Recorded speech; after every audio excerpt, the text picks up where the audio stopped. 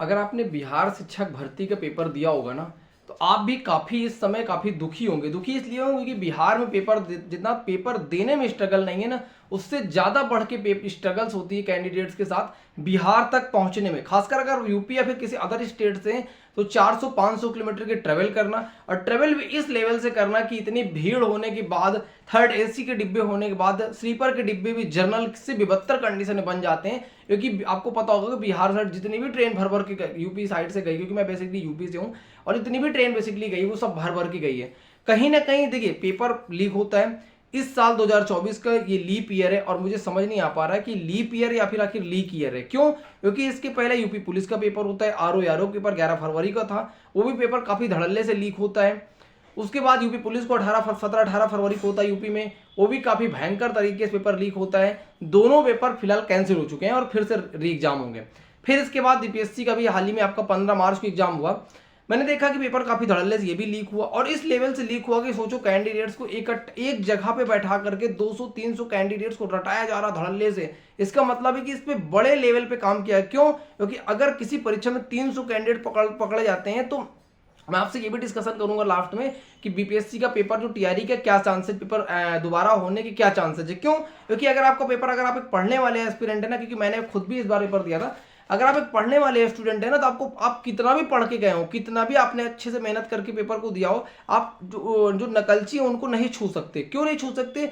उनको क्या है, मैं आपको बताऊं, एक मैंने देखा है, मेरे पास आया था, मैंने अपनी पोस्ट में भी डाला था, कम्युनिटी पोस्ट में मैंने डाला था। मैंने देखा कि कैंडिडेट्स क्या कर रहा है, निर्देश में टाइप करा के ले जा रहा है आंसर आराम से। इसका आंसर 21% ऑक्सीजन वाला क्वेश्चन था, उसका राजेंद्र प्रसाद है। इसका मतलब एक एक क्वेश्चन को आसानी तरीके आराम से टाइप कर रखा है। अब आराम से वो क्या करेगा, उसमें देखेगा, आराम से गोला भर के चला आएगा। आप ऐसे कैंडिडेट कभी जिंदगी में नहीं छू सकते। क्यों? क्योंकि ऐसे नकलचियों के चक्कर में ही जेन्युइन कैंडिडेट हमेशा पीछे रह जाता है। मुझे ये नहीं समझ पा रहा है कि आखिर ये कैंडिडेट आखिर इस दर्द को कब तक सहेगा। क्यों?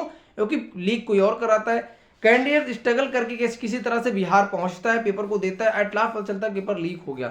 इस तरह से क्या होता है, कैंडिडेट से कहीं ना कहीं मोरल काफी डाउन होता है। होना ना होना एक अलग मैटर होता है, लेकिन अगर जब पेपर लीक जैसी समस्या देखने को मिलती है ना, तो पढ़ने वाला कैंडिडेट्स काफी हद तक हताश होता है और काफी निराश होता है। पेपर 11:14 यानी जो पेपर था आपका, एंट्री थी 12:30 के बाद से एंट्री थी, और पेपर स्टार्ट हुआ 2:30 से 5 का पीआरटी वाला।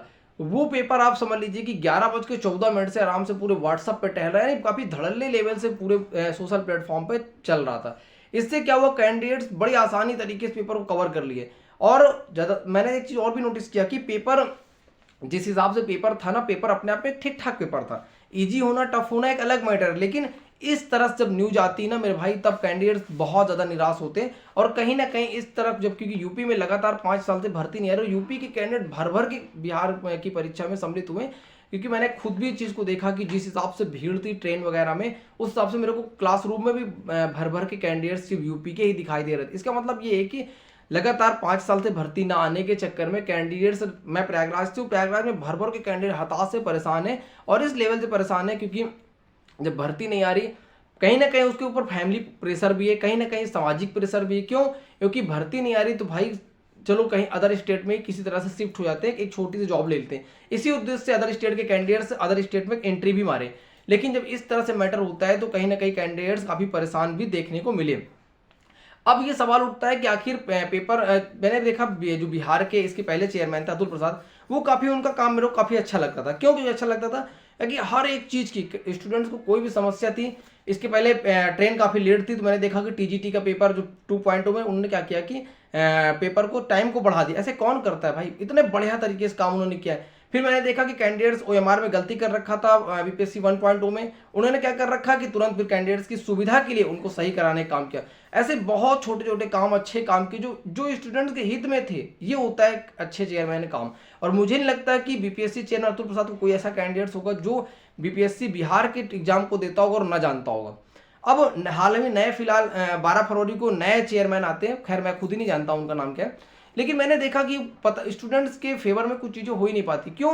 अब पेपर लीक हो गया, बीपीएससी चेयरमैन का बयान आता है कि अगर देखा जाएगा इसमें जो होगा वो होगा, मतलब समझ नहीं आया कि क्या चल रहा है उनका। उसके बाद फिर एक जो राहत भरी खबर आई, वो आई, प्रेस विज्ञप्ति जारी हुई जो कि बिहार पुलिस की तरफ से थी, वो काफी राहत भरी थी। ज्यादातर चांसेज है कि मैं आपको बताऊं 90+ 50% चांसेज है कि बिहार का जो बीपीएससी का पेपर है वो कैंसिल हो। क्यों?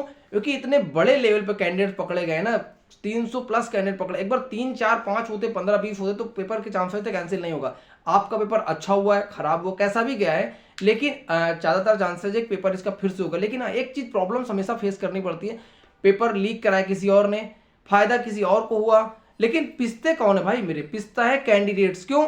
कोई भी कैंडिडेट अगर बिहार परीक्षा देने गया होगा, कम से कम 2 से 3 हजार खर्च किया हो, कितना भी सिंपल उसने सिंपलिसिटी के साथ उसने परीक्षा को दिया हो। क्यों?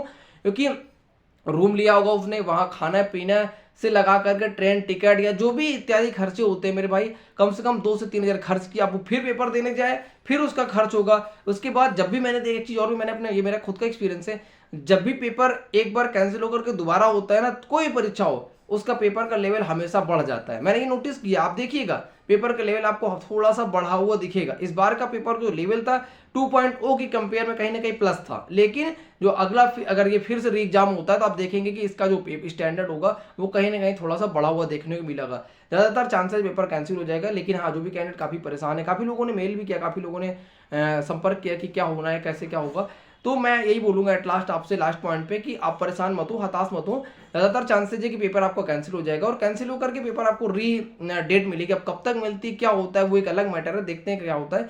लेकिन ज्यादातर आज ट्विटर कैंपेन भी था, ट्विटर मैंने देखा काफी टॉप पे चल रहा था, बीपीएससी पेपर लीक री एग्जाम। तो ज्यादातर उम्मीद लगा के रखे, बी पॉजिटिव और बी कूल, और जिससे ज्यादातर चांसेस है कि आपका एग्जाम अगेन होगा। Thank you.